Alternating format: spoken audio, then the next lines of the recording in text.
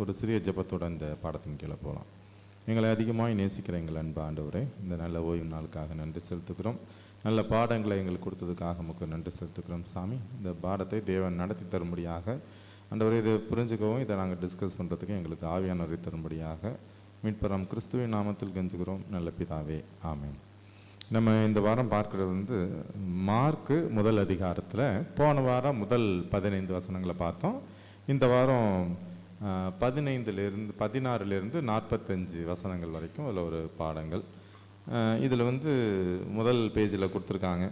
இயேசு கிறிஸ்து மத்தேயுவில் முதலாவது அவர் செய்த ஊழியன் எதை பற்றி சொல்லப்பட்டிருக்கு, லூக்காவில் எதை பற்றி சொல்லப்பட்டிருக்கு, யோவானில் எதை பற்றி சொல்லப்பட்டிருக்கு, கடைசியாக இதில் மார்க்கில் எதை பற்றி சொல்லப்பட்டிருக்கு, இது சொல்லுங்களேன். முதல்ல இயேசு கிறிஸ்து பண்ண முதல் ஊழியம் மத்தேயின்படி எதில்? மலை பிரசங்கம்.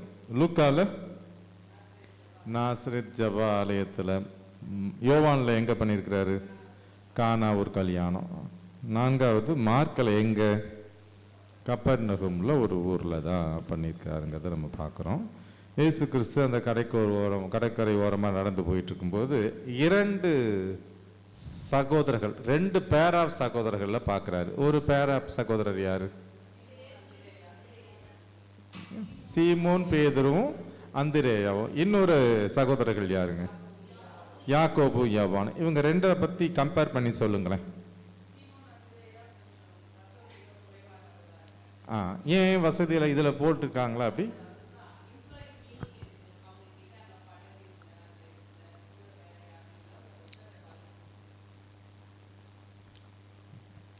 அவர்களிடத்துல அந்த இடத்துல படகு இருந்தது, இல்லைனாக்கா மற்றவங்க கூட இருந்தாங்க அப்படிங்கிற காரியம்லாம் இல்லை. வேற யாக்கோபு யோவானும் பார்க்கும்போது அவங்க அவங்க அப்பாவோட படகுல இருக்காங்கன்னு சொல்லி, அதாவது பொருளாதார ரீதியில் பார்த்தோன்னா இவங்க வசதியில் கொஞ்சம் குறைஞ்சவங்களா இருக்காங்க, அவங்க கொஞ்சம் கூடுனவங்களா இருக்காங்க. சிஸ்டர் சொல்கிறது யாக்கோபு யோவானுக்கு படகு வேலைக்காரங்களாம் இருக்காங்க. படகு இருக்குது, வேலைக்காரவங்க இருக்கிறாங்க. வேலைக்காரரை வச்சுக்கிறவங்க வசதியானவங்க தான் வச்சுக்க முடியும். சாதாரண நிலையில் இருக்கிறவங்க வேலைக்காரவங்கள வச்சுக்க முடியாது. அப்போது வேலைக்காரர்கள் வச்சுருக்காங்க. அவங்க 2 பேருமே என்ன பண்ணுறாங்கன்னா வச்சுட்டு இருக்காங்க. அப்போ 2 பேருக்கு பார்த்தீங்கன்னா ஏற்றத்தாழ்வுகள் இருக்குது. ஸோ இதுலேருந்து நமக்கு என்ன பாடம்? ஒரு ஏற்றத்தாழ்வு. 2 சகோதரர்கள், 2 பேர் ஆஃப் பிரதர்ஸை பார்க்குறோம். இதில் ஒருத்தர் வசதி, ஒருத்தர் வசதி கம்மி. இப்போ இதுலேருந்து நம்ம என்ன கற்றுக்கொள்ளலாம்? ஆண்டவர் அவர்கிட்ட அழைக்கும் போது அவர் நம்ம கிட்ட இருக்கிற ஏற்றத்தாழ்வை பார்க்கல ஊழியத்துக்கு. அதே மாதிரி நம்மளும் பார்க்கக்கூடாது. கண்டிப்பாக அவர் சிஸ்டர் சொல்கிற மாதிரி தேவன் வசதியானவங்களை மட்டும் ஊழியத்துக்கு கூப்பிடணும், ஏழைகள் எல்லாம் விட்டுடணும்னு அந்த ஏற்றத்தாழ்வுகளை தேவன் பார்க்கல. இப்போ தேவன் மனசை தான் பார்க்குறாரு. அப்போ நாமளும் ஊழியத்துக்கு போகும்போது பணக்காரர்கள் மட்டும் படித்தவங்க கொஞ்சம் புரிஞ்சுப்பாங்க சத்தியத்தை, அவங்கள மட்டும் பார்த்து நம்ம சத்தியத்தை சொல்லக்கூடாது. சத்தியம் சொல்கிறது எல்லாரையும் ஒரே பார்வையில், அதாவது கிறிஸ்துவின் பார்வை, கிறிஸ்துவில் இருந்த சிந்தையே எங்களையும் இருக்க கிடவுதுன்னா அப்போது நாம் அவங்களுடைய மனதை தான் பார்க்கணும். அப்படி தான் நம்ம புரிஞ்சுக்கணும் ஒழிய நம்ம படித்தவன் படிக்காதவன், ஏழை பணக்காரன், உயர்ந்தவன் தாழ்ந்தவன், அந்த ஒரு பார்வையில் நம்ம என்ன பண்ணக்கூடாதுன்னா இதை பார்க்கக்கூடாதுங்கிறத நம்ம புரிஞ்சுக்கலாம். சரி, இந்த சகோதரர்களை பற்றின வேறு விஷயங்களை உங்களை அதாவது சொல்ல முடியுங்களா? ஏன் தேவன் எங்கேயோ போட்டுட்டு இவங்களை போய் தேடி பிடிச்சிட்டு வர்றாரு? இதில் வேறு ஏதாவது இதில் உங்களால் சொல்ல முடியுமா? ஏதோ சாரா ஏதோ சொல்ல வர்றீங்க, சொல்லுங்கள். சொல்லு. சத்தமா அவங்க ஒரு ரெக்ஸுக்கெல்லாம் கேட்கல. சொல்லு சொல்லு. ஏற்கனவே அவங்க சீடர்களா இருந்திருக்காங்க. யாரு யார்கிட்ட சீடர்களா இருந்தாங்க? யோவான் ஸ்நானகன்ட்ட ஏற்கனவே சீடர்களா இருந்தாங்க. இதுல யாரு சீடர்களா இருந்தாங்கன்னு அதுல நம்ம வாசிக்கிறோம். சீடர்களா இருந்தாங்க, ரைட்டு. யோவானு யாக்கோபு சீடர்களா இருந்தாங்களா, இல்ல அந்திரேயா சீடரா இருந்தாரா? அந்திரேயா சீடராக இருந்திருக்காரு. அவர் என்ன பண்ணுறாருன்னா, பேதுரு இது எங்கே வருதுன்னா அங்கே யோவானில் வருது. அப்புறம் அவர் என்ன பண்ணுறாரு, அந்திரேயாங்கிறவர் அவருடைய சகோதரர் யார்? சீமோன் பேதுரு. அவரையும் கூட்டிகிட்டு வர்றாரு. அதுக்கப்புறம் அதே ஊரை சேர்ந்தவங்க யார்? பிலிப்பு நாத்தான் வேலை போக்குறாரு. இப்படி என்ன பண்ணுறாங்க, ஒரு 4-2-6 பேர் வந்துடுறாங்க, அந்த நேரத்தில் வந்துடுறாங்க. ஸோ இதுதான் நம்ம இந்த யோவான் விஷயத்தில் நம்ம பார்க்குறோம். அடுத்ததாக இப்போது அவங்க என்ன வேலை செஞ்சிட்ருக்காங்க? மீன் பிடிக்கிற வேலை செஞ்சிட்ருக்காங்க. இப்போ நம்ம ஏதாவது ஒரு வேலை செஞ்சிட்ருக்கோன்னு வச்சுக்கோங்களேன். நம்மளை வந்து இப்போ ஊழியத்துக்கு கூப்பிடுறாங்க அப்படின்னா நம்ம உடனே போயிடுவோமா?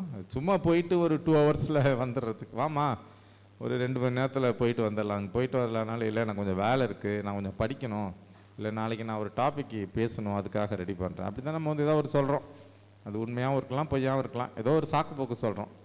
ஆனால் இவங்க 2 மணி நேரம் 3 மணி நேரம் இல்லை, அப்படியே போட்டுட்டு பின்னாடி போகிறாங்களே. எப்படியாப்பட்ட மனநிலையில் அவங்க இருந்திருக்காங்க?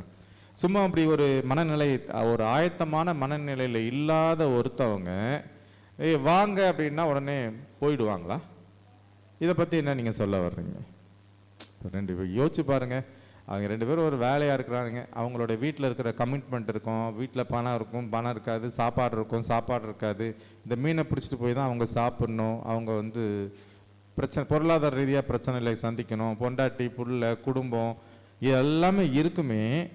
இதெல்லாம் வந்து இயேசு கிறிஸ்து வாப்பா அப்படின்னா இன்னைக்கு நம்ம போயிட்டு வாப்பா அப்படின்னா வந்துடுறாங்களான்னா வரல. அப்போ அவர்களுடைய மனநிலை எப்படி இருந்திருக்கும்? சுமதி சிஸ்டர்.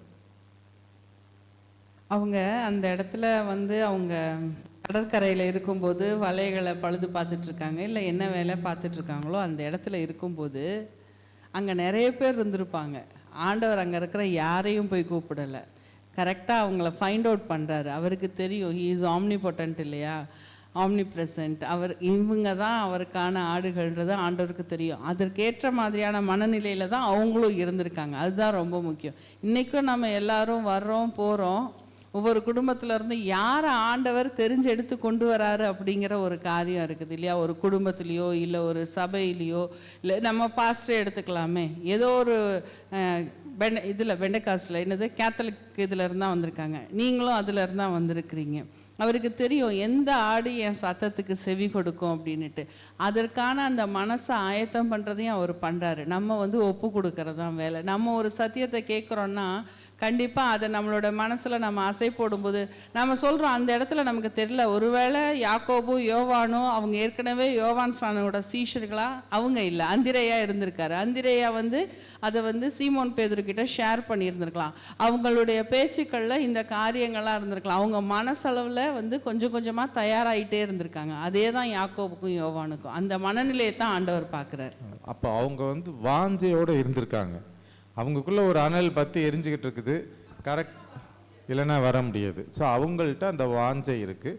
இன்றைக்கி நாமளும் ஊழியத்துக்கு போகிறோமே, ஊழியத்துக்கு போகும்போது ஏதோ குருட்டாம்பாக்கில் போய் ஒரு 2 பேர்ட்ட சத்தியத்தை சொல்லணும் அப்படிங்க. இப்போ சரஸ்வதி அம்மா வந்து போகிறாங்க மதியத்தில், ஏதோ ஒரு இடத்துல வீட்டில் போய் இந்த வீட்டில் சத்தியத்தை சொல்லணும்னு போகிறாமோ, இல்லை நாம் வந்து அது மாதிரி யார் வாஞ்சையோடு இருக்கிறாங்க அவங்கள எனக்கு காண்பிங்க அப்படின்னு நம்ம கேட்டுக்கிட்டு போகிறோமாங்கிறது இதில் ஒரு கேள்வி. சும்மா இன்றைக்கி போகிறோம், இந்த தெருவில் போகிறோம், ஒரு வீட்டை போய் பார்ப்போம், எந்த வீடு திறந்துருக்குன்னு பார்ப்போம் அப்படிங்கிற மைண்ட் செட்டிங்கில் நம்ம ஊழியத்துக்கு போகிறோமா? இல்லை என் மைண்டில் வந்து யார் இப்போது எனக்குள்ளே, இப்போ நீங்கள் சிஸ்டர் சொன்ன மாதிரி எனக்குள்ளே ஒரு தாகம் இருந்தது. ஒரு பாஸ்டர் ரெக்ஸ் பிரதரு, அவர் வீட்டுக்கு வரும்போதெல்லாம் ஏகப்பட்ட கேள்வி கேட்டுக்கிட்டே இருப்பேன். நைட்டில் உட்காந்து திரும்ப திரும்ப கேள்வி கேட்பேன். யாராவது ஃபாதர் சிஸ்டர்ஸ்லாம் வருவாங்க, அவங்கள்ட்டலாம் கேள்வி கேட்பேன். ஒரு வாஞ்சை இருந்தது, ஆனால் எனக்கான தேடலுக்கான பதில் வந்து சரியாக கிடைக்கல. அப்போ தான் ஒரு இன்சிடென்ட் நடந்தது. போதகர் வந்தார், ஒரு கேள்விக்கு பதில் கிடச்சது, வந்துட்டோம். அப்போது ஒரு மனிதனுக்குள்ள ஒரு தேடல் இருக்கிற மனிதனை கடவுள்கிட்ட ஜெபம் பண்ணி நாம் கண்டுபிடிச்சி போய் கரெக்டாக அந்த இடத்துல போகும்போது கரெக்டாக கடவுள் என்ன பண்ணுறாருன்னா ஒரு லிங்கை கொடுத்துட்றாரு. அது தேவன்கிறதுனால இப்போ இயேசு கிறிஸ்துக்கு வந்து அந்த விஷயங்கள் அவர் ஜெபம் பண்ணிட்டு போகிறதுனால அவருக்கு விஷயங்கள் தெரிஞ்சிருக்கு, கரெக்டாக போய் பிடிச்சி இழுத்துட்டு வந்திருக்கிறார். இது தேவனுடைய மனநிலை, அந்த ஊழியர்களுடைய வாஞ்சை. இது எல்லாம் மீறி எப்படி ஒரு மனுஷனால் பொண்டாட்டி பிள்ளையெல்லாம் விட்டுட்டு குடும்பத்தை விட்டுட்டு டக்குன்னு பின்னாடி வர முடியுது? ஒருத்தர் கூப்பிட்றாரு, அவர் பின்னாடியே போகிறாங்களே, அவங்களுடைய மனநிலை எப்படி இருந்திருக்கு ஃபஸ்ட்டு? இன்றைக்கி நம்மளுடைய மனநிலை எப்படி இருக்குது? இப்போ நம்மளை வந்து ஒருத்தர் கூப்பிட்றாருன்னா நம்ம சாக்கு போக்கு சொல்கிறோம், இல்லை எனக்கு வேலை இருக்குது, அது இருக்குது, இது இருக்குது, ஏதோ ஒரு சாக்கு போக்கு சொல்கிறோமே. அந்த மாதிரி அவங்கள சொல்லாமல் அவங்க வந்திருக்காங்கல்ல, இப்போ அந்த மாதிரி மனநிலை நம்மக்கிட்ட வரணும் அப்படிங்கிறத நம்ம இதிலிருந்து கற்றுக்கொள்கிற பாடம். அப்போது அவர்களைப் போல நாமும் எல்லாத்தையும் விட்டு கொடுக்க தயாராக இருக்கிறோமா? இதுதான் இந்த இதுலேருந்து. அவங்கள போல் நம்ம எல்லாத்தையும் அவங்களுடைய மைண்ட் செட்டிங்கில் அவங்க ஒரு சில விஷயங்களை விட்டுட்டு வந்திருக்காங்க. இன்னைக்கு தேவனுக்காக நான் எதையெல்லாம் விட்டு கொடுக்க தயாராக இருக்கிறேன் அப்படின்னு கேள்வி வரும்போது நீங்கள் என்ன சொல்கிறீங்க பதில்? நீங்கள் ஃபெமிலா நீங்கள் சொல்லுங்கள்.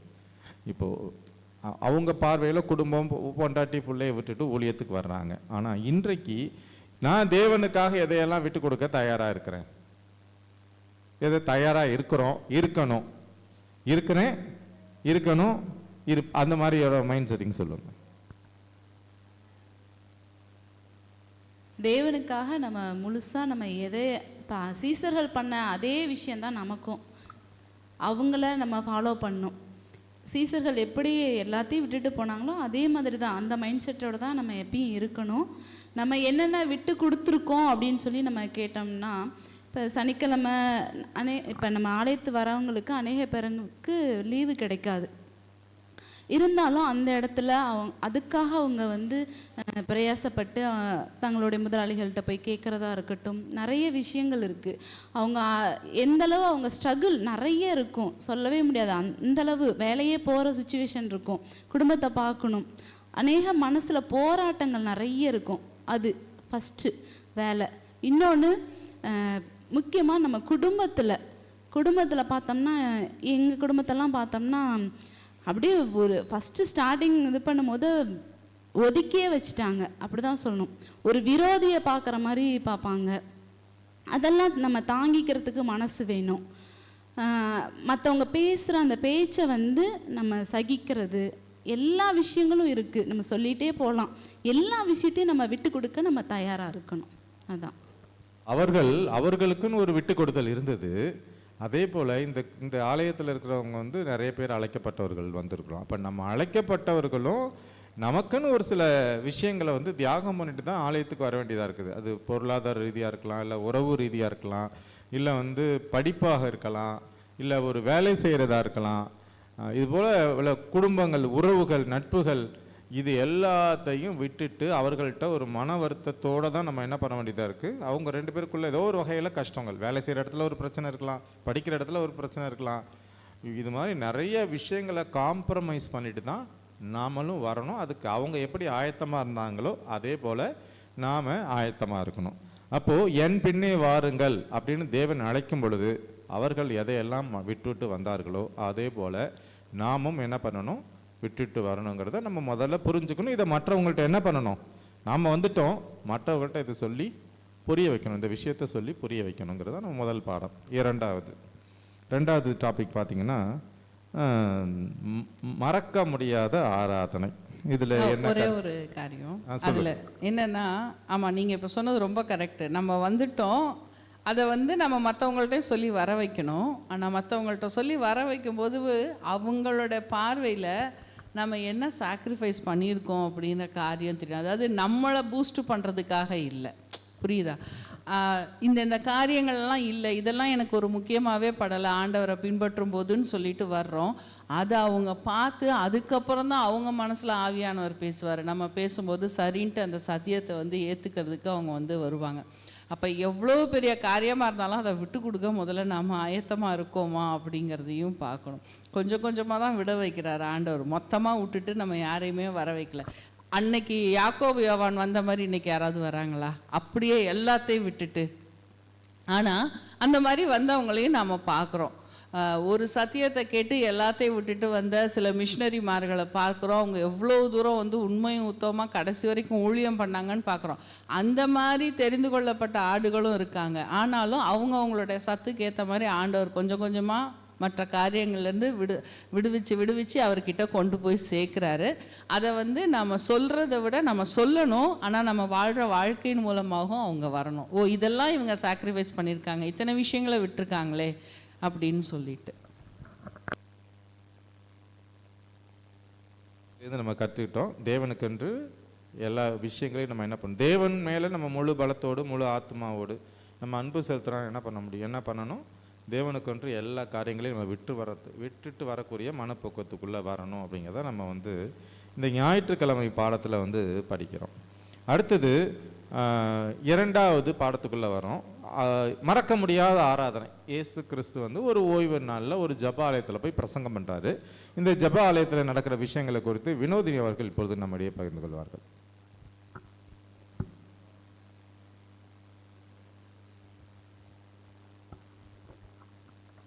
பிசாசு அங்கே வந்து ஜபாலயத்தில் போயிட்டு கடவுள் வந்து பிரசங்கம் பண்ணிக்கிட்டு இருக்கப்ப அவர் எப்படி பிரசங்கம் பண்றார்?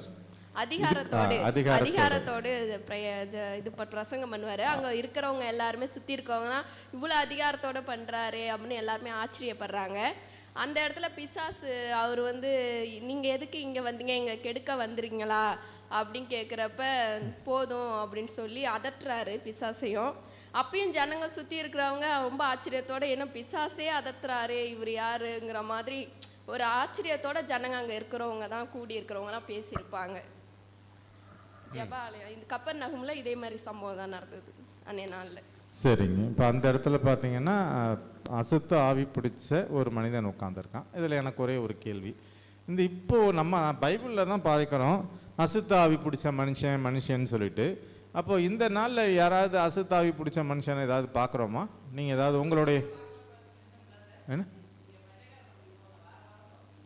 அப்புறம் ஏன் அவங்கள்ட்ட இருக்கிறாங்க நம்மள்கிட்ட இல்லை? இதை பற்றி போதகர் ரெக்ஸ் அவர்கள் இப்பொழுது நம்முடைய பகிர்ந்து கொள்வார்கள். அசுத்தாவி பிடிச்ச மனுஷன் ஜெபம் பண்ணோன்னா ஓடி போயிட்டான் அப்படின்னு பண்ணுறோம். இது பெண்டிகோஸ்ட் சர்ச்சில் பார்க்குறோம். நம்ம ஆலயத்தில் ஏதோ அசுத்தாவி பிடிச்ச மனுஷன் அப்படின்னா நம்ம நம்மளுடைய எக்ஸ்போஷரே கிடையாது. அதனால கேட்குறேன். எனக்கு ஒரு அனுபவம் இருக்குது. நான் வெவ்வேறு சிஸ்டத்தில் பாஸ்டாக இருக்கும்போது ஒருத்தருங்களுக்கு ஞானஸ்தானம் கொடுக்கணும்னு சொல்லி வந்தாங்க ஒரு 5 பேர். அந்த 5 பேரில் கேள்வி கேட்டு அவங்களுக்கு ஜெபம் பண்ணும். ஜெபம் பண்ணும்போது ஒரு அம்மாட்ட நான் ஜெபம் பண்ணும்போது அது அப்படியே ஒரு மாதிரி கையெல்லாம் ஆட்டி சுற்றி ஒரு மாதிரி அந்த பிசாசுடைய சவுண்ட்லாம் இருக்குல்ல, அந்த மாதிரி ஒரு தீய சக்தி ஒரு அசுத்தாவி அதில் இருந்து நான் கண்டுபிடிச்சேன். அது ஜெபம் பண்ணி முடித்த உடனே அது ஆடி அப்படியே கீழே விழுந்துச்சு. மற்றவங்களுக்கெல்லாம் ஞானஸ்தானம் கொடுத்துட்டு அந்த சகோதரியை திருப்பி நான் கொஞ்ச நேரம் உட்கார வச்சு பைபிளை பற்றி சொல்லி ஜெபம் பண்ணி அதுக்கப்புறம் தான் கேட்டேன், நீ எப்படிமா இருக்கிற கேட்ட பிறகு சொல்லிச்சு, பாஸ்டர் இப்போ நான் நல்லா இருக்கிறேன் பாஸ்டர், எனக்கு எந்த பிரச்சனையும் இல்லை பாஸ்டர், எனக்கு ஞானஸ்தானம் கொடுக்க பிறகு தான் பண்ணேன். ஞானஸ்தானம் கொடுத்தேன். ஏன்னா நம்ம சொல்லும்போது நம்ம ஜெபம் பண்ணும்போதே நம்ம பார்க்கலாம் அவருடைய கணிகனால ஒரு அறிவு. இப்போ ஒரு மனுஷன்டைய என்ன நோக்கத்தோடு வரான் எப்படி இருக்கான்றதை நாம் ஜெபத்தில் என்ன பண்ணலாம், நம்ம கண்டுக்கொள்ளலாம். ஏன்னா வேதத்தில் வாசிக்கிறோம், இந்த வகையான பிசாசு உபவாசத்திலும் ஜெபத்தினால் மட்டுமன்றி போகாது. அப்போ ஜெபம் பண்ணும்போது இப்படிப்பட்ட அனுபவத்தை ஆண்டவர் கொடுத்துருக்கிறார். இன்னொரு அனுபவத்தை சொல்ல விரும்புகிறேன்னா, ஜெபத்தினால என்ன கிடைக்குதுன்னா, நான் போரூர்னு ஒரு ஊரில் பாஸ்டாக இருக்கும்போது ஒரு வீட்டுக்கு ஹவுஸ் விசிட்டிங் போனேன், ஜெபம் பண்ண போனேன். அவங்க சொன்னாங்க, பாஸ்டர் எனக்கு நாளை கழித்து அப்பெண்டிக்ஸ் ஆப்ரேஷன் பண்ணணும், எனக்கு ஜெபம் பண்ணுங்க பாஸ்டர். நான் வீட்டில் போயிட்டு அவங்க வீட்டில் சந்திச்சுட்டு ஜெபம் பண்ணிவிட்டு நான் வந்துட்டேன். அடுத்த வாரம் நான் வேறு சர்ச்சுக்கு போயிட்டேன். அவங்க டாக்டர்கிட்ட போய் செக் பண்ணி பார்த்துருக்குறாங்க, உங்களுக்கு ஆப்ரேஷன் தேவையில்லைன்னு சொல்லியிருக்கிறாங்க. சர்ச்சில் வந்து சாட்சி சொன்னாங்க, எனக்கு தெரியாது. அப்போ அடுத்த வாரம் சர்ச்சுக்கு வரும்போது பாஸ்டர் சொன்னார், எல்டர் சொன்னார், பாஸ்டர் நீங்கள் போன வாரம் போய் அவங்க வீட்டுக்கு ஜெபம் பண்ணிங்களா, அவங்களுக்கு இந்த அப்பெண்டிக்ஸ் ஆப்ரேஷனே தேவையில்லைன்னு சொல்லி டாக்டர் சொல்லிட்டாங்க அப்படின்னு சொல்லிட்டாங்க. ஏன் சொல்கிறேன், ஜெபத்தினால வல்லமைகள் நம்ம சபையில் இருக்குது. மற்ற சபை, நான் பெண்டிகாசில் இருந்திருக்கிறேன், பெண்டிகாசினுடைய அனுபவம் வித்தியாசமானது. அதனால் நமக்கு தேவன் நமக்கு தெளிவுபடுத்துவார். ஏன்னா நம்ம ஜெபத்தில் தரித்திருக்கும்போது ஜெபந்தான் நமக்கு பெரிய ஆயுதம். இந்த சாத்தானை வெல்வதற்கு ஆண்டவர் கொடுக்குற ஒரே ஒரு ஆயுதம் என்ன பண்ணும், ஜெபம். அதனால தான் இயேசுனுடைய ஊழியத்தில் பார்த்தீங்கன்னா அவருடைய அதிக நேரத்தை எதில் செலவழித்தார், ஜெபத்தில். அப்போ ஜெபம் பண்ணும்போது நான் பிசாசுக்கு ஏற்று நிலுங்கள், அப்போ தான் அவங்களை ஓடி போவேன். அப்போ இந்த ஜெபத்தின் மூலமாக தான் அவங்கள எதிர்த்து நம்ம நிற்க முடியும் என்பதை நான் சொல்லிக்கொள்ள விரும்புகின்றேன். சரிங்க. இப்போது நம்ம கேட்குறது ஏதோ அங்கே ஒன்று இங்கே ஒன்றும், ஆனால் அங்கே ஒரே நாளில் வந்து நிறையா நடக்குதுன்னு சொல்கிறீங்க, அது எப்படி சாத்தியம்? இப்போது நம்ம பார்க்குறது இப்போ ரெக்ஸ் சொல்கிறாரு, என்னுடைய லைஃப்பில் நான் இது மாதிரி ஒருத்தரை பார்த்துருக்கேன், 2 பேரை பார்த்துருக்கேன். ஆனால் பெண்டகோஸ்ட் சர்ச்சில் ஒரு நாளைக்கு 10 பேருக்கு நடக்குது, இது என்ன? பார்த்துருக்கோம் பாஸ்டர், நான் அங்கேருந்து தானே வந்தேன். நான் சின்ன பிள்ளையில அங்கே தான் வளர்ந்து வரும்போது அதெல்லாம் பார்த்துருக்கேன். சில நேரத்தில் சர்ச்சுக்கு போக பயமாக இருக்கும், ஐயோ இன்றைக்கி யாராவது ஓடுவாங்களே வைப்பாங்களேன்ட்டு, அம்மாக்கெல்லாம் தெரியும். ஆனால் அந்த விஷயங்கள்லாம் பார்த்துருக்கோம். அப்போ அதுதான் தெரிஞ்சுது. ஆனால் ஒரு தடவை நம்ம பாஸ்டர் சொன்ன ஒரு காரியம், ஒரு ஆவி ஒருத்தனை பிடிச்சிருக்கு, அதை நம்ம விரட்டுறோன்னா அதுக்கப்புறம் வந்து அவன்கிட்ட இருக்க வாழ்க்கையில் இருக்கிற மாற்றங்கள், அதுதான் உண்மையாகவே அவன் அசுத்தாவி விலகி அவன் நல்லவனாக இருக்கான்றதுக்கு அர்த்தம். அந்த மாதிரி பெண்டகாஸ்ட் இதில் பார்த்தீங்கன்னா இருக்காது. அந்த ஒரு டிரான்ஸ்ஃபர்மேஷன் அவங்களோட கேரக்டரில், நான் சொல்ல வர்றது புரியும்னு நினைக்கிறேன், அந்த கேரக்டர்லேயே மாற்றங்கள் இருக்கணும். அப்போ தான் வந்து அவங்க கிட்டேருந்து அந்த ஆவி விலகி போய் அவங்க உண்மையிலேயே வந்து ஆண்டவருடைய பிள்ளையாக மாறியிருக்காங்க. இல்லை, அசுத்தாவி விலகி போகிறது வேற விஷயம். அதுக்கப்புறம் தன்னை கடவுளுக்கு ஒப்பு கொடுத்தா தானே அது மாதிரி வர முடியும். இல்லை, அசுத்தாவி போயிட்டாலே ஆவி வந்துடும். நம்ம ஏதோ ஒரு இடத்துல படிக்கிற மாதிரி அது திரும்பவும் வந்து இதுவாகும். அப்படி தான் எனக்கு ஒரு தடவை பாஸ்டர் சொன்னதான் ஞாபகம், அதனால தான். சரிங்க. இதில் இன்னொரு விஷயம் என்னென்னா, இந்த அசுத்தாவிகள் வந்து அவரை வந்து தேவனை வந்து பரிசுத்தர்னு அறிக்கை பண்ணுது. இதை வந்து பார்த்தோம். ஆனால் அதுக்கிட்ட சொல்கிறாரு, என்ன சொல்கிறாரு அப்படின்னா, இருங்க வரங்க, இயேசு கிறிஸ்து யாருன்னு வந்து அந்த இடத்துல யாருக்கு தெரிஞ்சிருக்கு? இந்த அசுத்தாவிக்கு தெரிஞ்சிருக்குது. ஆனால் அது என்ன பண்ணாது, இதை பற்றி சொல்லாதன்னு அதட்டுறாரு. அப்போது தேவன் வந்து என்ன எதிர்பார்க்குறார்? இயேசு வந்து தன்னை வந்து முழுவதுமாக வந்து இந்த இடத்துல வெளிப்படுத்தாமல் இருக்கிறதுக்கு காரணம் என்னங்க? மேசியாவை குறித்த தவறான ஒரு புரிதல் இருந்தது. அந்த புரிதலுக்குள்ளே எல்லாரும் போய் விழக்கூடாது. இவர் வந்ததே அற்புதத்தை செய்கிறதுக்காக மட்டும்தான் அப்படின்ற மாதிரி முதல்ல எடுத்துப்பாங்க. அதுக்கும் மேலே உண்மையான மேசியா யார் அப்படின்ற புரிதல் முதல்ல மக்களுக்கு போய் சேரணும். அதனால தான் வந்து அவர் அந்த பிசாசுகள்கிட்ட வந்து சொல்கிறாரு. இதில் வந்து இப்போ இன்னொரு விஷயத்தை நான் ஒரு கேள்வியாக கேட்குறேன். இதில் இந்த மேசியத்துவ ரகசியம் இப்போ நீங்கள் சொன்னதில் என்னென்னா, மேசியாவை பற்றின தவறான ஒரு கருத்து, என்ன கருத்து அந்த காலத்தில் நிலவி இருக்குங்கிறத யாராவது ஒருத்தர் சொல்ல முடியுமா? வினோத் மினிஸ்டர் இல்லைனா ஃபெமிலா, யாராவது ஒருத்தர் சொல்ல முடியுமா? என்ன மேசியாவை பற்றின என்ன ஒரு தவறான புரிதல் அந்த கால யூதர்கள் மத்தியில் இருந்தது? ஏன் தன்னை தேவன் வெளிப்படுத்தாமல் இருந்தார்?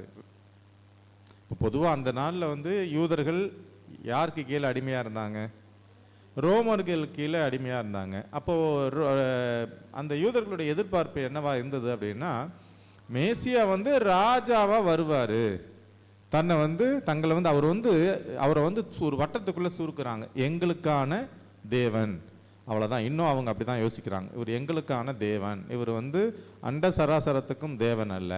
அப்போது அடிமைகளாக இருக்கிற எங்களை, வரி கொடுமை பிரச்சனை இது மாதிரி சிக்கலில் இருக்கிற எங்களை அவர் என்ன பண்ணார்? ராஜாவாக வந்து ஒரு விடுதலையை கொடுத்து ரோமர்களை துரத்தி விட்டுட்டு எங்களை வந்து நிம்மதியாக வாழ வைப்பார். இதுதான் மேசியாவை பற்றின ஒரு புரிந்து கொள்ளுதல் யூதர்களுக்கு இருந்தது. ஆனால் அவர் பார்த்தீங்கன்னா சமூகத்தில் மிகவும் ரொம்ப தாழ்ந்த நிலை, சோத்துக்கே வழி இல்லாத, போட்டுக்கிறதுக்கு மாற்று ட்ரெஸ் இல்லாத ஒரு குடும்பத்திலேருந்து வர்றாரு. அவர் வர்றது மட்டுமல்ல, அவர் எதிலிருந்து மக்களை விடுவிக்கிறார்னா பாவத்திலிருந்து விடுவிச்சு அவரை வந்து அடுத்த ஒரு வாழ்க்கைக்கு அவர் தயார் பண்ணுறதுக்காக வந்தார். ஸோ இந்த புரிந்து கொள்ளுதல் மக்கள்கிட்ட வர்றதுக்கு முன்னாடி அவர் வந்து மேசியா பற்றின விஷயத்த சொல்லிட்டார் அப்படின்னா அவர் என்ன பண்ணியிருப்பாங்க? கொண்டு போய் அவர் ஒரு சில அதிசயங்கள் பண்ணும்போது என்ன பண்ணுவாங்க? ஏற்கனவே அவர் எப்படி வச்சாங்கன்னா ராஜாவை கொண்டு போய் உட்கார வச்சு அவரை வேற ஒரு பார்வையில் வந்து யூதர்கள் பார்த்தாங்கிறது தான் அதை நம்ம வந்து புரிஞ்சுக்கணும். அதனால தான் அவர் என்ன பண்ணல, அந்த இடத்துல வந்து ஒரு வெளிப்படுத்தாமல் தள்ளி போடுறார். இதில் வேற ஏதாவது கருத்துக்கள் சொல்ல விரும்புகிறீங்களா? இந்த ஜப ஆலயத்தில் நடந்த விஷயங்களை குறித்து ஏதாவது விஷயங்கள் ஏதாவது பேச விரும்புகிறீங்களா?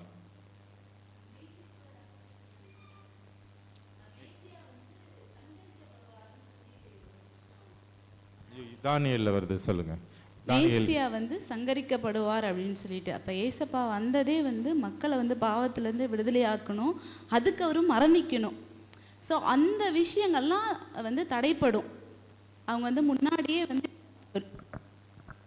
வந்து இந்த மாதிரி அவர் வந்த நோக்கத்தையே அவங்க வந்து டைவர்ட் பண்ணுறதுக்காக தான் சாத்தான் இப்படி பண்ணான். ஏன்னா இந்த யூதர் அபிமார்கள் வந்து அந்த தானியேல் 8-9 அதிகாரத்தை படிக்க விடாமல் பண்ணியிருந்தாங்க. யூதர்களை வந்து என்ன பண்ணுறதுலாம் அவங்க வந்து அதை வந்து படிக்கக்கூடாது, அதை படித்தா வந்து உங்களுக்கு பாவம் வந்து சேரும்னு சொல்லிட்டு என்ன பண்ணுறாங்கன்னா அவர்கள் வந்து படிக்க விடாமல் பண்ணுறாங்க.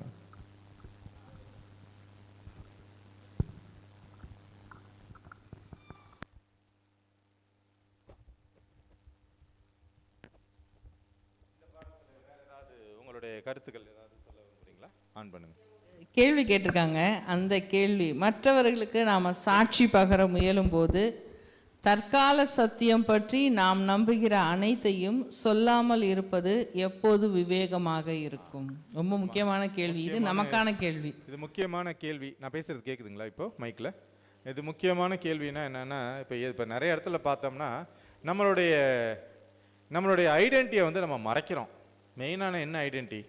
நாங்கள் வந்து அட்வென்டிஸ்ட்டு அப்படிங்கிறத வந்து மறைக்கிறோம். ஏன்னா ஊழியம் நம்ம போய் டைரெக்டாக போய் நான் செவன்த் அட்வென்டிஸ்ட்னா என்ன பண்ண யாரும் கேட்கவே மாட்டாங்க. ஏன்னா உலகத்தில் நம்மளை எப்படி சொல்கிறானுங்க, இந்த ஜெகோவா விட்னஸையும் நம்மளையும் என்ன சொல்கிறாங்கன்னா சாத்தானிய கொள்கைகளை பின்பற்றுகிறவர்கள். ஏன்னா நான் முதல்ல இந்த சிஎஸ்ஐயோடைய எவஞ்சலிக்கல் யூனியனில் ஒரு மெம்பராக இருந்தேன்.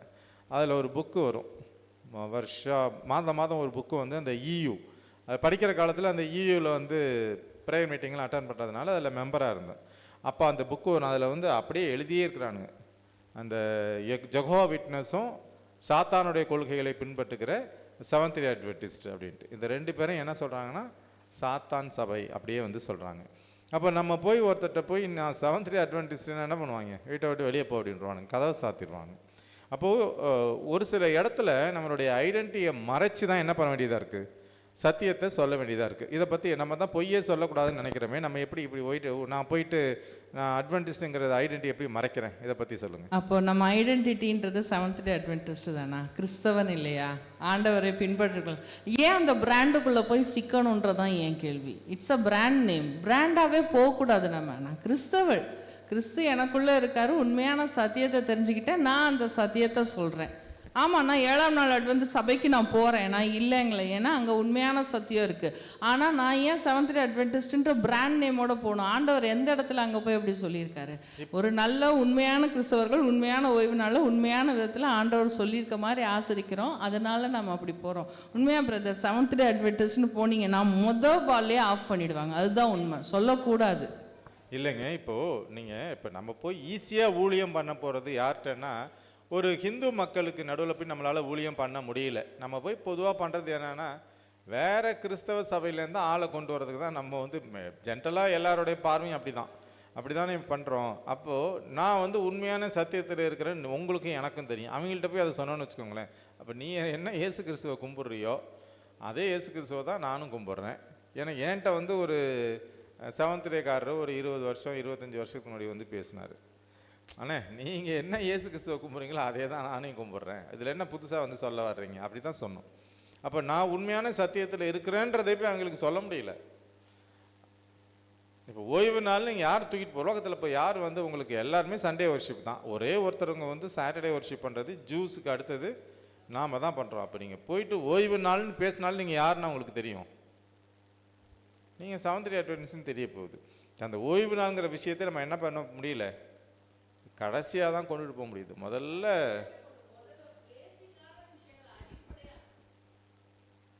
அடிப்படையாக தேவனுடைய அன்பை புரிஞ்சுக்கிற விஷயத்திலேயே வந்து நம்மளுடைய சகோதரர்கள் மற்ற இவங்க வந்து அதுலேயே அவங்க தவறாக இருக்காங்க, அதை முதல்ல சொல்லி கொடுக்கலாம்.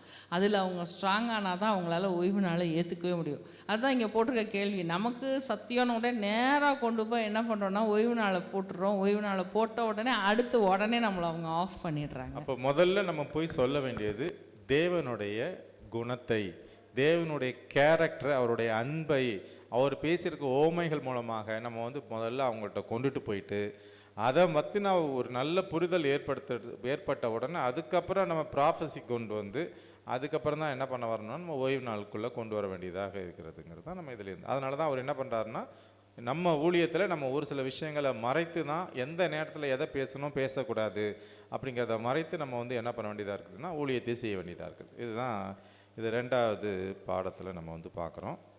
அடுத்தது 3வது பாடம், அதிக ஓய்வு நாள் ஊழியம். இயேசு கிறிஸ்து நிறைய ஊழியத்தை வந்து ஓய்வு நாளில் தான் செய்திருக்கிறார்.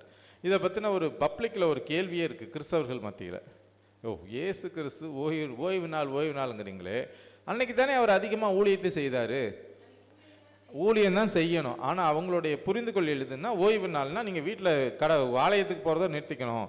ஆனால் அவர் வந்து அன்னைக்கு தானே நிறைய பேரை சுகப்படுத்தினார், அன்னைக்கு தானே நிறைய ஊழியத்தை செய்தார்னா அப்புறம் ஓய்வு நாள் ஊழியத்துக்காக தான் அப்படிங்கிறத அவங்களுக்கு வந்து நம்ம என்ன பண்ணோம்னா புரிய வைக்கணும் ஃபஸ்ட்டு. 2வது, இயேசு கிறிஸ்து ரொம்ப பிஸியாக இருந்தாரா, இல்லை அவர் ஒரு நார்மலாக அப்படி ஊழியத்தை செஞ்சாரா, அவர் பயங்கர பிஸிங்களா? இதை பற்றி என்ன நினைக்கிறீங்க? பிஸின்னு எப்படி சொல்கிறீங்க?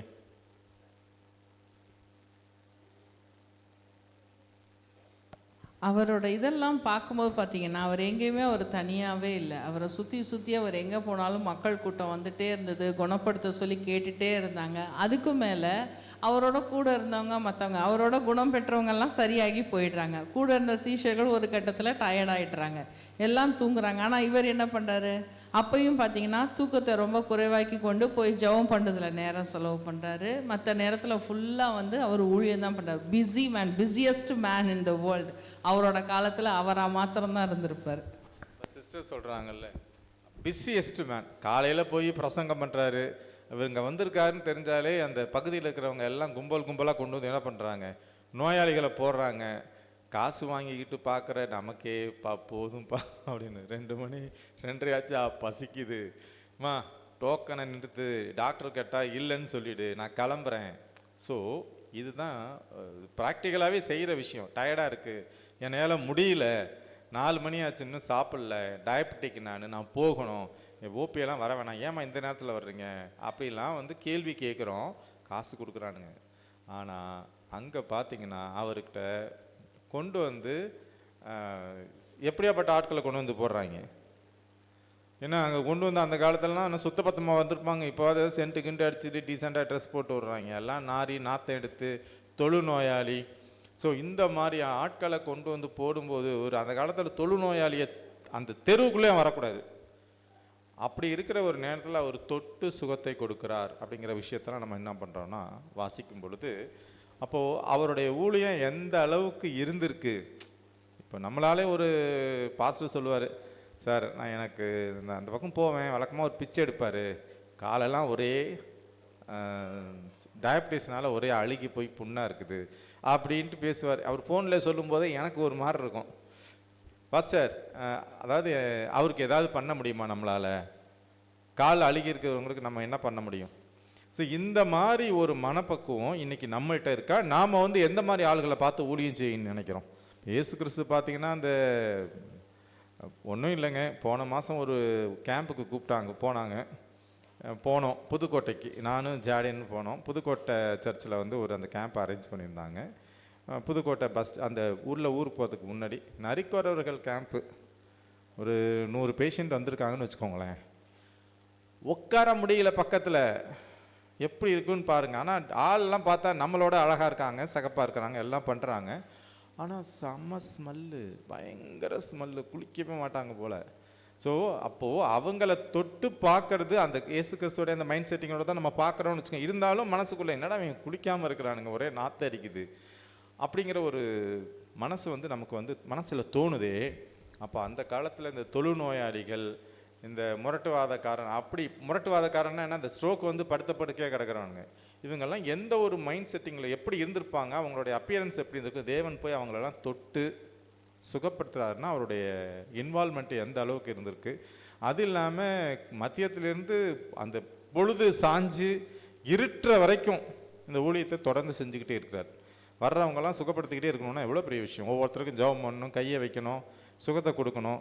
அதுவும் முடித்ததுக்கு அப்புறம் மற்றவங்களாம் தூங்கும்போது இவர் என்ன பண்ணுறாரு, அதிகாலையில் எழுந்திரிச்சு இருட்டோட போய் ஒரு ஜெபம் பண்ண போகிறார். எப்படி போகிறாருன்னா தனியாக போகிறார். சீடர்கள்லாம் என்ன பண்ணுறாங்க, அவங்களாம் தூங்குறாங்க. ஏன்னா அவங்க போகலை. மக்கள் காலையிலே திரும்ப வர ஆரம்பித்தோன்னே தான் இவர் எங்கே போயிருப்பார்னு அவருக்கு தெரியுது. இயேசு கிறிஸ்து எங்கே இருப்பார்னு தெரிஞ்சு இப்போ என்ன பண்ணுறாங்க, தேடி போய் கூப்பிட்டு வராங்க. இப்போ இயேசு கிறிஸ்து போகிற இடம் சீடர்களுக்கு தெரியுது.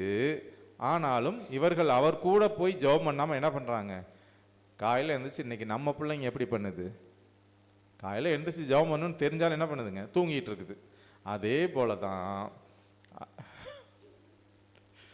இன்றைக்கு இயேசு கிறிஸ்து தனியோட போய் ஜெபம் பண்ணுறாரு. அன்னைக்கு கூட இருந்த சீடர்கள் என்ன பண்ணுறாங்க, தூங்குறாங்க. சர்ச்சுக்கு போகிற நேரம் வந்தோடனே அவசர அவசரமாக எழுந்துச்சு ஓடி வருதுங்க ஜெபம் பண்ணாமல். ஸோ இந்த மாதிரி பிஸியஸ்ட் பர்சனாக இருந்தவர் ஜபத்துக்கு என்று என்ன பண்ணுறாரு, நேரத்தை ஒதுக்குறாரு. ஸோ அப்போ ஜபங்கிறது ரொம்ப ரொம்ப வாழ்க்கையில் ரொம்ப ரொம்ப அவசியம் அப்படிங்கிறத நம்ம இதிலேருந்து புரிஞ்சுக்கிறோம். இதை பற்றின வேறு ஏதாவது கருத்துக்கள் வரீங்களா? இப்போ தேவன் பிஸியான ஒரு ஜபத்துக்கு என்று நேரம் ஒதுக்குறாரு. இன்றைக்கு நம்மளுடைய ப்ரேயர் டைம் இல்லை ஜப வாழ்க்கை எப்படி இருக்குதுங்கிறத பற்றி ஏதாவது சொல்லுவாங்க. எங்கள் கல்லூரியில் பார்த்தீங்கன்னா எல்லா வெள்ளிக்கிழமையும் கரெக்டாக 11:30க்கு வந்து பார்த்திங்கனாக்கா கிளாஸ் நடந்துட்டு இருந்தாலும் செஞ்சாலும் ஒவ்வொரு கிளாஸில் இருக்கிறதான முஸ்லீம் ஸ்டூடெண்ட்டும் மாணவர்கள் தான், மாணவிகளுக்கு இல்லை, மாணவர்கள் எல்லாம் வந்து என்ன பண்ணுவாங்கன்னா ஒரு துண்டு சீட்டை எடுத்துகிட்டு அந்தந்த ஹெச்ஓடியை பார்க்க போயிடுவாங்க. எங்கள் ஸ்டூடெண்ட்ஸும் வருவாங்க. எதுக்கு அப்படின்னாக்க 12 மணிக்கு அவங்க கரெக்டாக என்ன பண்ணணும்னா அந்த தொழுகணும் அப்படின்றதுக்காக வேண்டி என்ன வேலை எக்ஸாமாக இருந்தாலும் நாங்கள் அலோவ் பண்ணியே ஆகணும். நாங்கள் அலோவ் பண்ணலைன்னா பேப்பர் அப்படியே வச்சுட்டு என்ன பண்ணிடுவாங்கன்னா எழுந்து போயிடுவாங்க. அவங்க வந்து அந்த ஒரு விஷயத்தில் அவங்கள எதுவுமே பண்ண முடியாது. எக்ஸாம் வந்து 1:30க்கு தான் முடியும், இன்பிட்வீனில் அனுப்ப மாட்டோம், நாங்கள் எழுதலை அப்படின்னு போவாங்க. அந்த மாதிரி ஒரு விஷயத்த நம்ம பிள்ளைங்கள்ட்டையோ நம்மக்கிட்டேயோ நம்மளால் பார்க்க முடியல. நம்ம முதல்ல நம்மளோட லைஃப்பில் காம்ப்ரமைஸ் பண்ணுறதே நம்மளோட ஜெப நேரம் தான். ஐயோ இன்றைக்கி லேட்டாக எழுந்திச்சிட்டோம், 5 மணிக்கு எந்திரிக்க போல 6 மணிக்கு எழுந்திச்சிட்டேன். எதை ஷார்ட் பண்ணுவேன்னா நான் பைபிள் படித்து ப்ரேயர் பண்ணுறேன், அந்த நேரத்தை ஆட்டோமேட்டிக்காக ஷார்ட் பண்ணுவேன். வெளியில் போய்ட்டு ரொம்ப லேட்டாக வந்திருக்கோம், அவ்வளோ டயர்டாக இருக்குது, எதை ஷார்ட் பண்ணுவேன்னா 1 நிமிஷம் ஜெபம் பண்ணிவிட்டு அப்பா இன்றைக்கி ஃபுல்லாக நல்லா போச்சு ஆண்டவரே ரொம்ப நன்றி ரொம்ப டயர்டாக இருக்குன்னு தூங்கிடுறோம். ஸோ ரொம்ப ஒரு காம்ப்ரமைசேஷனுக்குள்ளே போகிற ஒரு விஷயம் வந்து என்னென்னா நம்மளுடைய ஜெப நேரமாக இருக்குது.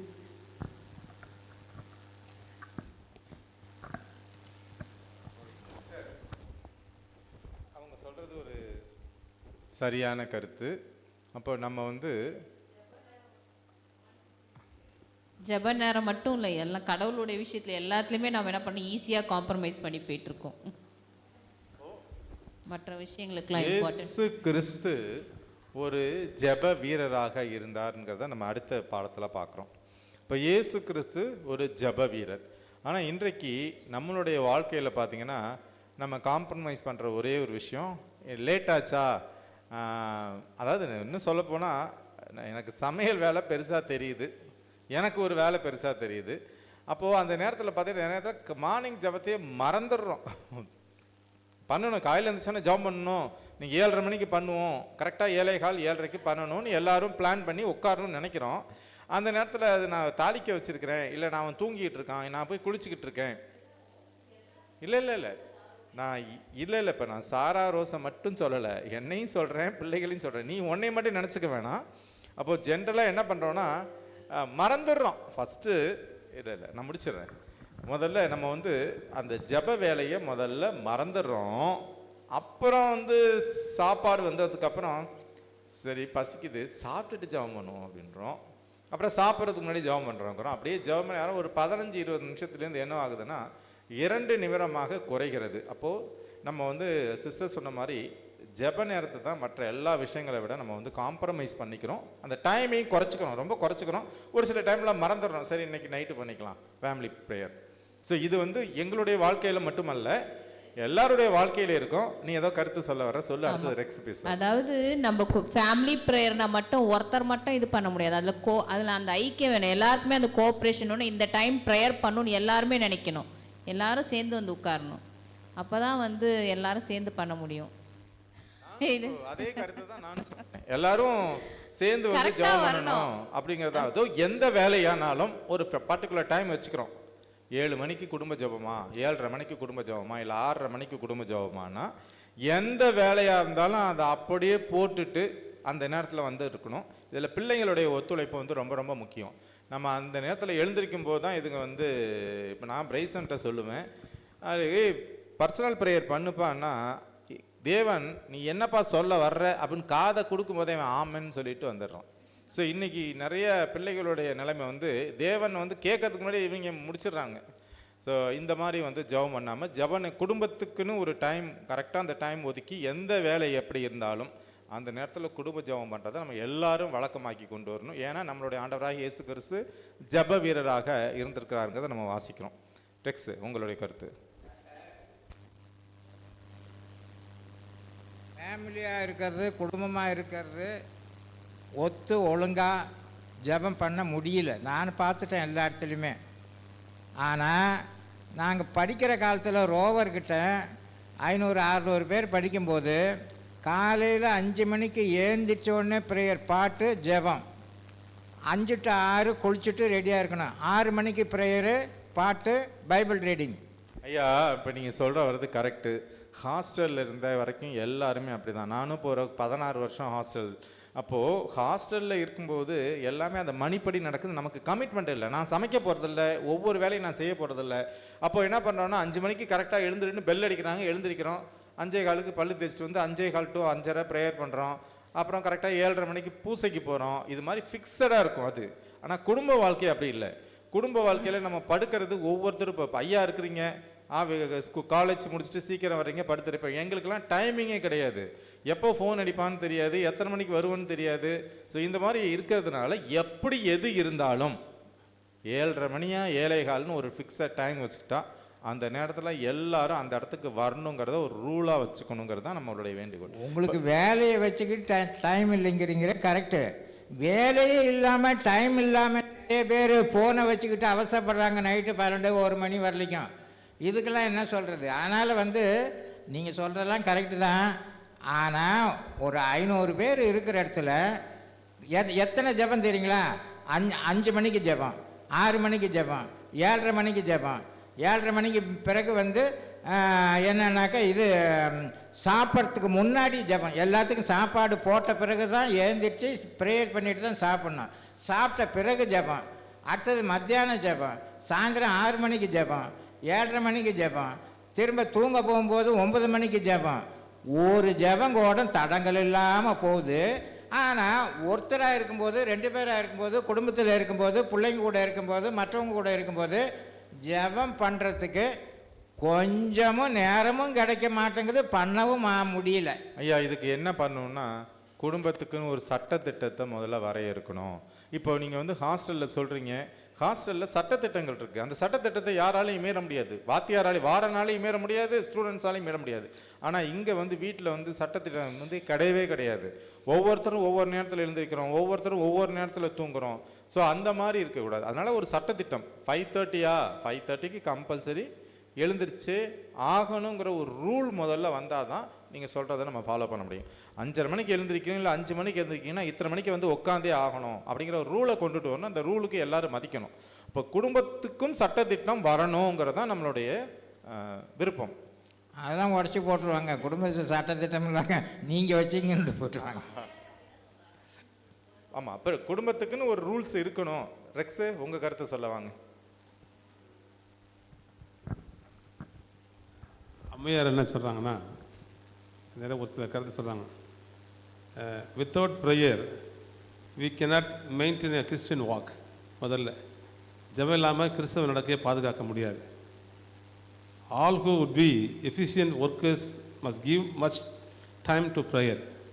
உங்களுடைய வேலையில் நீங்கள் எஃபிஷியண்ட்டாக இருக்குன்னு சொன்னால் நீங்கள் அதிக நேரத்தை ஜெபத்தில் பயன்படுத்தணும். அது மாத்திரமில்லை, prayer is the one of the most essential duties. இந்த உலகத்தில் நமக்கு அநேக வேலைகள் இருக்கலாம், எல்லாத்துக்கும் பிரதான வேலை தான் ஜெபம். ஏன்னா ஜெபிக்க தெரிந்தவன் ஜெயிக்க தெரிந்தவன். You know how to pray, you can win your life. அப்படின்னா உங்களுக்கு ஜெபம் வெற்றியை கொடுக்குது, பரலோகத்தை திறக்கிற சாவின்னு சொல்கிறாங்க. போப்பு ஒரு கருத்து சொல்கிறார். அவர் ஒரு ஜெபத்தை பற்றி நான் படித்தேன். A man without prayer is like a tree without roots. Pope Pius XII அவர் சொல்கிறார், a man without prayer is like tree without root. அப்போ ஒரு மரத்துக்கு வேறு இல்லாமல் அந்த மரத்தை பார்க்க முடியுமா? இப்போ நம்ம எது முக்கியம்? வேறு முக்கியம். அது மாதிரி நம்முடைய வாழ்க்கைக்கு எது முக்கியம்? ஜெபந்தான் முக்கியம். மதர் தெரேசா சொல்கிறாங்க, prayer enlarges the heart of until it is capable of containing God's gifts himself அப்படி சொல்கிறாங்க. இப்போ இந்த மாதிரி கொட்டேஷன்ஸ் நமக்கு அவங்க சொல்லும்போது மற்றவங்க சொல்கிறாங்க, நம்ம சபையில் சொல்ல காட்டலாம், மற்றவங்க ஜெபத்தை குறித்து அதிகமாக சொல்கிறாங்க. காந்திஜி சொல்கிறாரு, prayer is the key of the morning and lot of the evening சொல்கிறார். அப்போ ஒரு மனிதனை எழுப்புறதே தானா? ஜெபம் தான். அப்போ ஜெபம் இல்லாத வீடு கூரை இல்லாத வீடு. அதே நேரத்தில் இன்றைக்கி ஒரு சில ஜெபம் ஏன் கேட்க மாட்டேன்னு சொன்னால், இட்ஸ் கால் செல்ஃபிஷ் ப்ரேயர். கூரைக்கு மேலேயே போகாது. அப்போ நம்ம ப்ரேயர் பண்ணும்போது நான் அடிக்கடி சொல்லுவேன், ஆக்ஸ்ன்னு சொல்லுவாங்க, adoration, confession, thanks giving, submission, இந்த 4 காரியங்கள் இருக்கணும். ஒரு சில பேர் ஜோம் பண்ணுவாங்க, ஆனால் சொல்கிறார்ல நீங்கள் ஜோம் பண்ணி நான் கேட்க மாட்டேங்கிறேன். காரணம் என்னன்னா, இட்ஸ் கால் செல்ஃபிஷ் ப்ரேயர். இப்போ நான் அதுக்கு தான் ஆண்டவர் நம்ம கற்றுக் கொடுத்துருக்கிறாரு, நீங்கள் ஜோம் பண்ணிய வேண்டிய விதமாக வந்து சொல்லி மற்ற 6 நம்ம கற்றுக் கொடுத்துருக்கிறாரு. நம்ம என்ன வேலை செஞ்சாலும் பரவாயில்ல. இன்றைக்கி என்ன ஒரு ட்ரெண்ட் இருக்குன்னா, பிள்ளைங்க தூங்கும்போது அப்பா வேலைக்கு போகிறாங்க, பிள்ளைங்க தூங்கும்போது அப்பா வீட்டுக்கு வராங்க. இன்றைக்கி பேரண்ட்ஸுடைய வேலைகள் அந்த மாதிரி இருக்குது. அப்போ தெர் இஸ் நோ ஃபெலோஷிப். அப்போ ஒரு ஜெபம் பண்ணும்போது தான் குடும்பமாக கூடி ஒரு ஐக்கியமாக ஒரு ஆண்டவரத்தில் தேடும்போது நல்லா கிடைக்கும். இன்றைக்கி காலங்கள் மாறி போனதுனால ஜெப நேரத்தை மாற்றுறாங்க, குறைக்கிறாங்க. ஆனால் நம்ம வேலை நல்லா இருக்கணும், குடும்பம் நல்லா இருக்குன்னு சொன்னால் வி ஹவ் ஃபிக்ஸ்டு டைம். இப்போ நாங்கள் எத்தனை மணிக்கு நாங்கள் நைட்டு 10 மணிக்குள்ளார என்ன பண்ணுவோம், 9 to 10 ப்ரேயர் பண்ணி 10 மணிக்கு போயிடுவோம். காலையில் 6 மணிக்கு எழுந்திரிச்சு ஜெபம் பண்ணி தான் நாங்கள் 8:15 என் ஒய்ஃபு ஸ்கூலில் இருக்கணும், நான் 9:30 ஆஃபீஸில் இருக்கணும். அப்போ 6 மணிக்கு எழுந்து ப்ரேயர் பண்ணிவிட்டு 2 பேருமா சேர்ந்து சமைச்சு பிரேக்ஃபாஸ்ட் லஞ்சு செஞ்சுட்டு 8:15 அவளை ஸ்கூலில் விட்டு 8:30 மணிக்கு நான் ட்ரெயினை பிடிச்சி 9 மணிக்கு ஆஃபீஸில் ப்ரேயரில் இருப்பேன். இப்போ ஏன்னா இப்போ இதில் இன்னொரு விஷயம், இப்போ ஜெபம் பண்ணுறது, இப்போ ஒரு வீட்டில் 4 பேர் இருக்கோன்னு வச்சுக்கோங்களேன். இந்த 4 பேரில் ஒரே ஆளே ஜெபம் பண்ணுறதா, ரொட்டேஷனில் வர்றதா, இதை பற்றி என்ன நினைக்கிறீங்க ரெக்ஸ் அஸ் எ பாஸ்டர்? இப்போ பாஸ்டர் இருக்கீங்க, நீங்கள் உங்கள் வீட்டில் 4 பேர், நீங்கள் மட்டுமே டெய்லி ஜெபம் பண்ணணுமா, இல்லை ஒரு நாள் அவங்க பிரியா? நாங்கள் ஒருத்தர் ஜெபம் பண்ணுவோம், ஒருத்தர். ஸோ இந்த கருத்துக்குள்ளேயும் ஒவ்வொருத்தர் வரணும். ஒரே ஆளே ஜெபம் பண்ணக்கூடாது. இப்போ பாஸ்டர் வீட்டில் 4 பேர் இருக்காங்கன்னா, ஒரு நாளைக்கு ஆனிஸ் பண்ணணும், ஒரு நாளைக்கு ஆலிஸ் பண்ணணும், ஒரு நாளைக்கு புனிதா பண்ணணும், ஒரு நாளைக்கு பாஸ்டர் பண்ணணும். இதான் வந்து ரூல். இதை பாஸ்டர் வேணால் வாரத்தில் 2 நாள் பண்ணலாம். ஸோ அதே போல் குடும்பத்தில் ப்ரேயர் பண்ணும்போது, இப்போ சுமதி சிஸ்டர் வீட்டிலன்னா ஃப்ராங்க்லின் ஒரு நாள் பண்ணுறாருன்னா ஜோவின் ஒரு நாள் பண்ணணும். அதே போல் தான் இதை வந்து ஒரு சிலருக்கு புரியும் நினைக்கிறேன். இது யாருக்கு நான் சொல்ல வரேங்கிற கருத்து உங்களுக்குலாம் புரியும். ஸோ இப்போ குடும்பத்தில் வந்து என்ன பண்ணணும், எல்லாரும் ஜபத்தில் பண்ணணும். இன்றைக்கி நான் சாக்கு போக்கு சொல்லக்கூடாது. இன்றைக்கி நான் பண்ணுறேன், நான் நாளான்னைக்கு பண்ணுறேன், இல்லை இன்றைக்கி நீ பண்ணு, இல்லை நான் பண்ணல, இல்லை அப்பா பண்ணுவார், இல்லை அம்மா. அதான் இன்னொரு கருத்து ஜபம் சொல்லுங்கள். Pray together, stay together.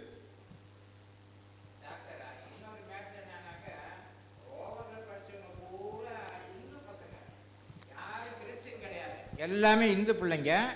ஆனால் அதை பசங்களை மெயின்டைன் பண்ணுறது பூரா லீடர் ஜிஎம் தான், அவனு இந்து தான். ஆனால் அவங்க எல்லாம் அவங்க இருந்த பற்றி வேறு யாரும் கிடையாது. இதில் வந்து பாஸ்டர் கிடையாது, வார்டன் கிடையாது, எதுவுமே கிடையாது. பையன்களாலே மேய்க்கப்பட்டாங்க, நடத்தப்பட்டாங்க. அவ்வளோ அருமையாக இருந்தது. ஆனால் அவ்வளோ பேர் எல்லாம் கற்றுக்கிட்டு வெளியில் போனவங்க கிறிஸ்துவுக்குள்ளே இருக்கிறாங்களான்னாக்கா இல்லை. ஃபாலோ அப் வேணுங்க ஐயா, கண்டிப்பாக ஃபாலோ அப் வேணும். அங்கே சொல்லி போகணும். நான் நீங்கள் சொல்கிற அதே ஹாஸ்டலில் தான், அதே தான் தூங்கி இருந்துச்சதுலேருந்து சாப்பிட்றதுக்கு முன்னாடி எல்லாத்துக்கும் முன்னாடி ப்ரேயர் தான் பண்ணுறோம். பட் அவங்கவுங்க முடிச்சுட்டு போனதுக்கப்புறம் அதை விட்டுடுறாங்க. ஏதோ இயேசு கிறிஸ்துவை பற்றின விஷயங்கள் அவங்களுக்கு தெரியும், இயேசு கிறிஸ்துவை பிடிக்கும், அதோட நிறுத்திப்பாங்க. எனக்கு முருகனையும் பிடிக்கும், எனக்கு இயேசுவையும் பிடிக்கும், எனக்கு சிவபெருமானையும் பிடிக்கும், எனக்கு இயேசுவையும், அந்த லெவலில் தான் இருக்கிறாங்களே ஒழிய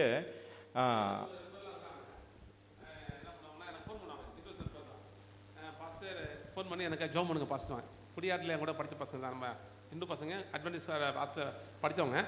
அவங்க வெளியில் போயிட்டு ஏதாவது ஒரு தேவைன்னா எனக்கு ஃபோன் பண்ணி பாஸ்டர் எங்களுக்கு ஜோம் பண்ணிங்க பாஸ்டர், எனக்கு ஃபோனில் ஜோம் பண்ணுங்க பாஸ்டர் சொல்லுவாங்க. இது இன்றைக்கும் இந்த ஜபம் வந்து இப்போ இதில் வந்து இதனால் அவங்க பரலோகத்துக்கு வந்துடுவாங்களா? இப்போ நான் கேட்குறது என்னன்னா, ஒரு ஷீஷராக இப்போ அவர் இயேசு கிறிஸ்து என்ன சொல்கிறாரு, நீங்கள் முதல்ல எருசலேமிலும் யூதேயாவிலும் சமேரியாவிலும் பூமியின் கடைசி பரியந்தமும் போய் எல்லாரையும் ஷீஷராக்குங்கள். இந்த ஷீஷராக்குறதுனா என்ன, உங்களுடைய கருத்து? இதில் யாருமே பதில் சொல்லாதது எமிலியும் செட்ரிக்கும் தான்.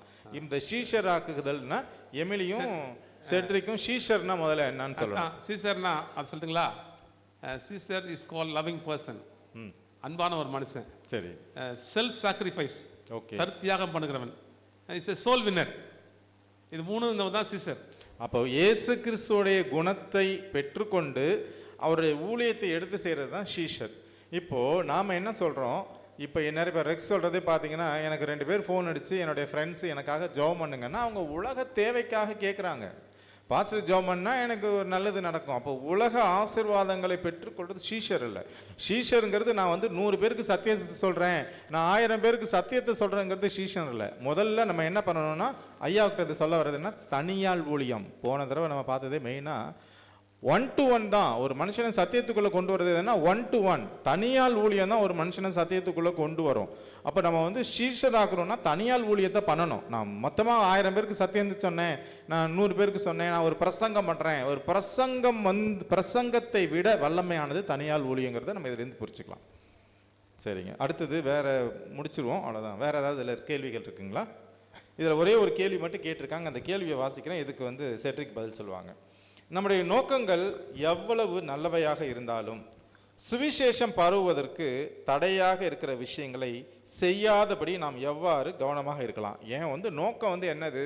நான் வந்து ஊழியத்தை செய்யணும், ஆத்துமாதாயம் பண்ணுங்கிறது என்னுடைய நோக்கம். ஆனால் இந்த நோக்கத்துக்கு தடையாக இருக்கிற விஷயங்களை நம்ம எப்படி கவனமாக தவிர்க்கலாம்? தடையாக இருக்கிற விஷயம்னு எது நினைக்கிறீங்க? நான் கேட்க வர கொஸ்டின் புரியுதுங்களா சுமதி சிஸ்டர்? நான் ஒரு ஊழியத்தை செய்யணும், இதுதான் என் நோக்கம், ஆத்தும ஆதாயம் பண்ணுங்கிற நோக்கம் இருக்குது. ஆனால் அந்த நோக்கத்தில் இந்த விஷயத்தில் நான் தவிர்க்கணும், இதெல்லாம் செஞ்சால் ஊழியம் நடைபெறாது. அது என்ன விஷயம்? நம்ம ஏற்கனவே முன்னாடியே பார்த்தோம். இது நம்ம இந்த கேள்வியை பார்க்குறது வந்துட்டு கிறிஸ்து வந்துட்டு அந்த லெப்பர் வந்து ஹீல் பண்ணிவிட்டு யார்கிட்டையும் சொல்லாதன்னு சொல்கிறது, அந்த கொஷனை தான் அதை பார்க்குறோம். ஆனால் அவர் வந்துட்டு டவுன் ஃபுல்லாகவும் போய் சொல்லிடுறாரு. அவர் வந்து நல்ல காரியம் தான் பண்ணுறது நினச்சிட்டு என்னது டவுன் ஃபுல்லாக போய் சொல்கிறாரு. அதனால இயேசு கிறிஸ்துவெல்லாம் அங்கே போயிட்டு அவங்களால அங்கே அவரோட ஊழியத்தை வந்து ஒழுங்காக பண்ண முடியாத ஒரு சூழ்நிலை வருதுன்னு பார்க்கணும். நம்ம வாழ்க்கையில் வந்து இந்த மாதிரி நல்ல காரியத்தோடு நம்ம வந்து பண்ணணும்னு நினைக்கிறது வந்து அது எப்படி ஹேம்பர் பண்ணும், அது எப்படி ஒரு ப்ரிவெண்ட் பண்ணணும்னு எனக்கு தெரியாது. பட் நம்மளோட வாழ்க்கையை வந்துட்டு if we don't practise what we preach, நம்ம வந்து போதனை சொல்கிறதுக்கும் அந்த மேடையில் எடுத்து பேசுகிறதுக்கும் நம்ம வந்து ப்ரீச் பண்ணலாம், இது பண்ணாதீங்க அதை பண்ணாதீங்கன்னா சொல்லுவோம். ஆனால் நம்மளோட வாழ்க்கையில் நம்ம வந்து அதை ஃபாலோ பண்ணிகிட்டு இருக்க மாட்டோம். அப்போ மற்றவங்களுக்கு வந்து அது வந்து ஒரு இடைஞ்சலாக தான் கண்டிப்பாக இருக்கும். ஸோ நம்ம வந்துட்டு நம்மளோட எக்ஸாம்பிள் வந்து எப்பொழுதுமே கிறிஸ்துவாக தான் இருக்கணும்.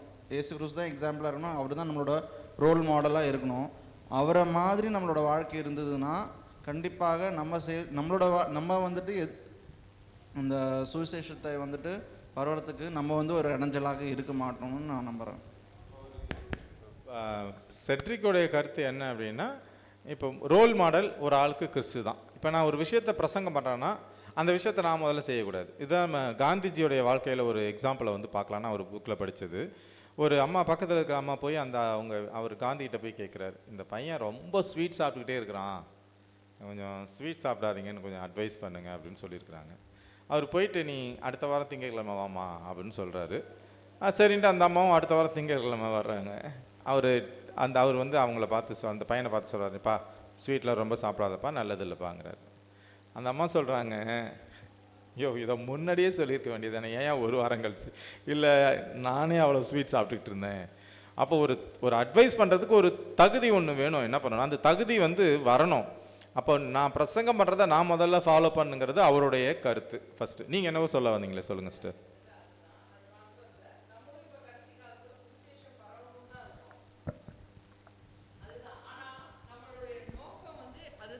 ஆனாலும் அதை தடை செய்கிற விஷயம் என்னென்னா, நம்ம முதல்லையே பேசின விஷயம், சுவிசேஷத்தை கொண்டு போகிறோன்னு எடுத்த உடனே கொண்டு போய் ஓய்வு நாள் சத்தியத்தை முன்னாடி வச்சிடறோம். அந்த இடத்துல சுவிசேஷம் போகாமல் போயிடுது. நம்மளுடைய நோக்கம் நல்ல நோக்கமாகவே இருந்தாலும் அது வந்து தடை செய்யக்கூடிய விஷயமாக சில விஷயங்கள் இருக்குது. அது எப்போ எந்த நேரத்தில் எவ்வளோ தூரம் அவங்க மனசு பக்குவப்பட்டிருக்கோ அதுக்கப்புறம் தான் ஓய்வு நாள் சத்தியத்தை கொண்டு போய் அவங்கள்ட்ட சேர்க்கணும். எடுத்த உடனே கொண்டு போய் தானியலை டைரெக்டாக இறக்கணுன்னா முடியாது. அது வந்து நான் நினைக்கிறேன். இந்த மாதிரி தான் எனக்கும் பிரச்சனையாச்சு. ஸோ அந்த மாதிரி இல்லாமல் முதல்ல நம்ம சொல்ல வேண்டியது தேவனுடைய அன்பை, அப்புறம் தான் வந்து நம்ம என்ன பண்ணணும், ப்ராஃபஸிக்கு வந்துட்டு அதுக்கப்புறம் தான் ஓய்வு நாள் சத்தியத்துக்குள்ளே வரணுங்கிறதா நம்ம நினைப்போம். நமக்கு தெரிஞ்சது இதில் அவங்கள ஈஸியாக பிடிச்சிடலாம் அப்படின்னு போவோம், ஆனால் நம்ம மாட்டிக்கிறோம். ஸோ அந்த மாதிரி இல்லாமல் முதல்ல தேவனுடைய அன்பை பற்றி தான் சொல்லணும். ஸோ ஒரு நல்ல ஒரு பாடம், இந்த பாடத்தில் எல்லாரும் பங்கு பெற்றீங்க. வேறு ஏதாவது கேள்விகள் உங்களுடைய பதில்கள் ஏதாவது நீங்கள் சொல்ல வர்றீங்களா? உங்கள் கருத்துக்களை அப்படியே ஐயா கிட்ட கொடுங்க. அது போல் பண்ணலாமா பண்ணக்கூடாதானே? அது பண்ணலாங்க ஐயா, நான் அப்படி சொல்ல வரல. இல்லை நாங்கள் சொல்கிறத கேளுங்க. இப்போ பண்ணுறது பிரச்சனை இல்லை. அவங்க பசிக்கு நம்ம சாப்பிட்டா அவங்க பசி ஆடிடுமா? அவங்க திருத்த மாட்டாங்க, அவங்க சொல்ல மாட்டாங்க, ப்ரேயர் பண்ண மாட்டாங்க, கடவுளை நம்ப மாட்டாங்க. ஆனால் கஷ்டம்னு வரும்போது நீங்கள் பண்ணுனா எங்களுக்கு பலிக்கும்னு வராங்க. அது எந்த வழியில் எந்த அளவுக்கு நம்பிக்கை வரும்? ஐயாவுடைய கேள்வி சரியான கேள்வி. இப்போது அது மாதிரி ஜெபம் பண்ண வர்றாங்க அப்படின்னா நம்ம அவங்கள ஃபாலோ பண்ணணும். இப்போ ரெக்ஸுக்கிட்ட அவங்க ப்ரேயர் பண்ண வர்றாரு கேட்குறாங்கன்னா நம்ம என்ன பண்ணணும்னா அதை ஒரு வாய்ப்பாக வச்சு, அதை ஒரு பிடியை வச்சு நம்ம என்ன பண்ணணும்னா அவங்கள்ட்ட போய் அவங்கள சத்தியத்துக்குள்ளே கொண்டு வரணுங்கிறத நம்ம இதிலேருந்து புரிஞ்சுக்கலாம். ஐயாவுடைய கேள்வி சும்மா அப்படி அவங்க அப்புறம் கேட்டுட்டு அவங்க ஆசீர்வாதத்தை வாங்கிட்டு அவங்க வேலையை பார்க்குறாங்க, அப்படி இல்லை. அவங்கள நம்ம வந்து என்ன பண்ணணும், இது ஒரு எனக்கு ஒரு வாய்ப்பு ஒருத்தவங்க சொல்லிட்டாங்கன்னா திரும்ப என்ன பண்ணணும், நம்ம அதை ஃபாலோ பண்ணுங்கிறத நம்ம புரிஞ்சுக்கிறது நல்ல ஒரு கருத்துங்க. இந்த பாடத்தில் பங்கு பெற்ற உங்கள் அனைவரையும், இந்த வாய்ப்பை கொடுத்த தேவனுக்கும் சபையோருக்கும் இந்த பாடத்தில் பங்கு பெற்ற உங்கள் அனைவரையும் தேவன் ஆசீர்வதிப்பாராக. ஆமேன். இப்பொழுதும் வந்து அடுத்த